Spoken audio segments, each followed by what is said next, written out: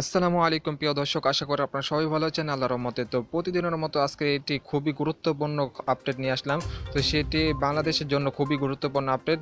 ভিডিওটি না টেনে প্রথম থেকে শেষ পর্যন্ত দেখতে থাকুন। তো দেশের উত্তর অঞ্চলে এবং মধ্য অঞ্চলে বন্যা আরও অবনত আশঙ্কা রয়েছে জানিয়েছে পানি উন্নয়ন বোর্ড। তো আপনাদেরকে সেটি বলার চেষ্টা করব। তো ভিডিওটি শুরু করা যাক। উজানে ভারী বৃষ্টির কারণে দেশের মধ্যে প্রধান নদ নদীর পানি বেড়েই চলছে। তাই দেশের উত্তর ও মধ্য অঞ্চলে চলমান বন্যা পরিস্থিতি আরও অবনত হতে পারে।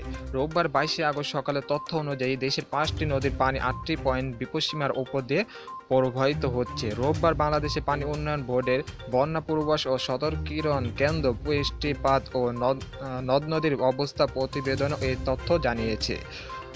নদ নদীর পরিস্থিতি ও পূর্বাভাস জানানো হয়েছে। ব্রহ্মপুত্র, যমুনা ও পদ্মা পানি বাড়ছে, যা আগামী 24 ঘন্টা পর্যন্ত অব্যাহত থাকতে পারে। গঙ্গা ও সুরমা, কুশিয়ারা নদীর পানি কমছে। এই ধারা আগামী 24 ঘন্টা পর্যন্ত অব্যাহত থাকতে পারে।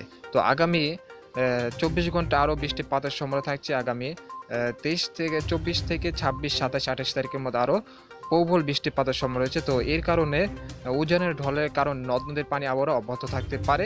তো যারা নদ নদীর পাশে বসবাস করেন তারা সতর্ক থাকবেন। তো আগামী 24 ঘন্টা তিস্তা নদী পানি স্থিতিশীল থাকতে পারে জানিয়েছে প্রতিবেদনে।